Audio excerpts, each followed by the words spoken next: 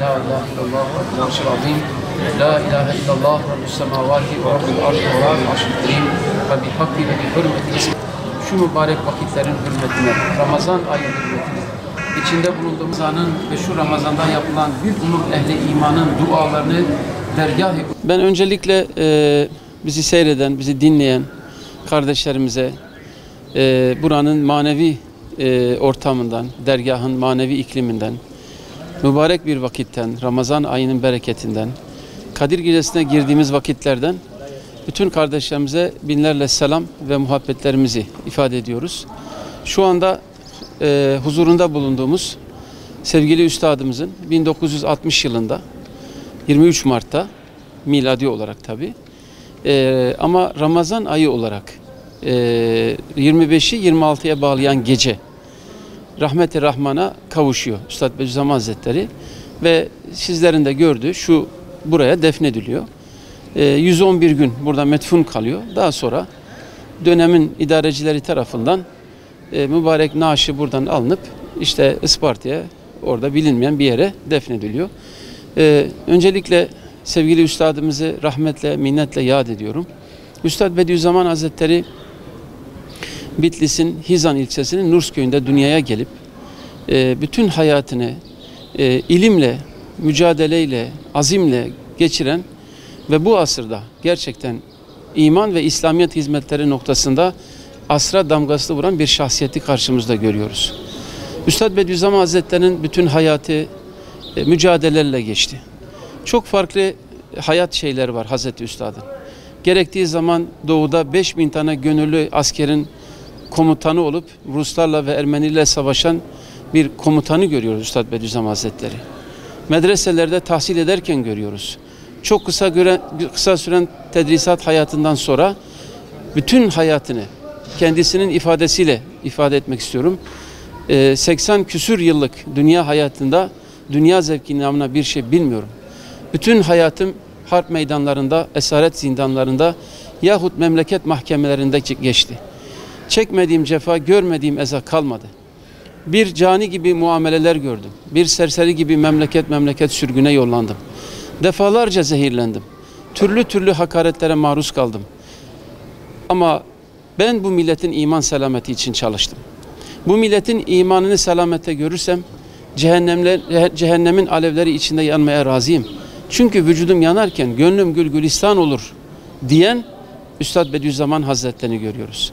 Bütün hayatını bu milletin iman selameti için sarf eden, gayret eden, en zor zamanlarda ve şartlarda bu memlekette çok karışıklığın olduğu dönemlerde din namına her türlü saldırının olduğu bir zamanda Üstad Bediüzzaman Hazretleri bir iman halkasını teşkil etmiş.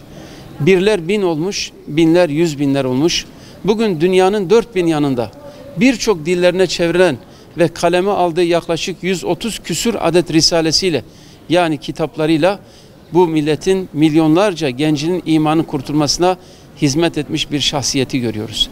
Üstad Bediüzzaman Hazretleri şahsiyeti itibariyle zekası, azmi, gayreti bu kadar hareketliğine rağmen ama bütün bu enerjisini bu milletin imanına sarf etmiş bir İslam mücahidini görüyoruz. Üstad Bediüzzaman Hazretleri dünyevi olarak hiçbir maksadın, hiçbir makamın, mansıbın, bir şöhretin peşinde olmamış. Böyle bir şey de arkasına bırakmamış. Bütün dünyasını eline tuttuğu küçücük bir çantasına sığdıran ama arkasında çok büyük bir iman hizmeti bırakan bir İslam alimini görüyoruz.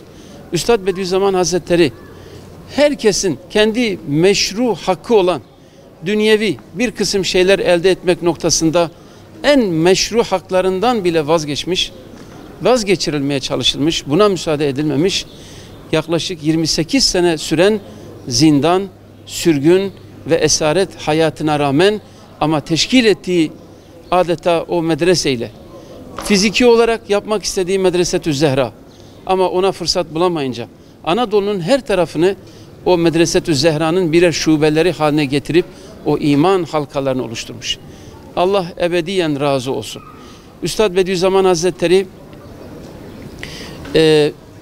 yani dönemin maalesef ceberrut idarecileri tarafından çok sıkıntılara ve işkencelere maruz bırakıldı.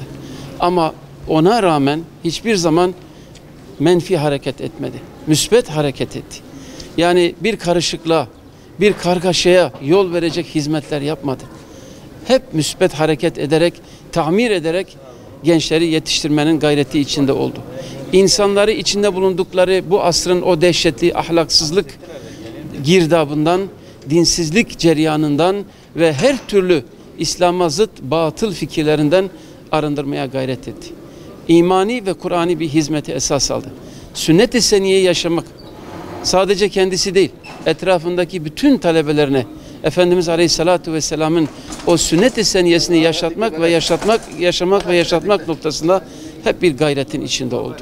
Ve 84 sene süren dünya hayatını 1960 yılında 23 Mart'ta Isparta'dan yine kendisinin istek ve arzusuyla Şanlıurfa'ya gelip burada vefat etmek istedi. Evet, onun için ben burada bizi dinleyen, bizi izleyen, bizi seyreden özellikle Şanlıurfalı kardeşlerime sesleniyorum. Üstad Bediüzzaman Hazretleri Urfa hakkında kaleme aldığı bir mektubunda Urfa taşıyla toprağıyla mübarektir. Ben her sabah Urfalıların ölüsüne ve dirisine ve mezarda yatanlarına dua ediyorum. Onlar da bana dua etsinler. Urfa bir nevi alemi İslam'ın merkezi hükmündedir.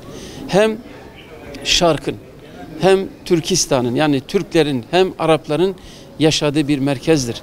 Onun için bu iman hizmetleri, bu iman eserleri eğer burada inkişaf ederse bütün alemi İslam'da inkişaf eder diyerek Şanlıurfalılara ve Şanlıurfalı kardeşlerimize adeta bizlere de bir miras bırakmış oluyor. Onun için Şanlıurfalılar da çoluk çocuğuyla her türlü fikirde olmasına rağmen Üstad Bediüzzaman'ı sever, hürmet ederler. Onun için bizler de böyle bir zata inşallah onun bize açtığı yoldan, yazdığı eserlerden istifade etmekle hayatımızı geçirmenin gayreti içinde olalım.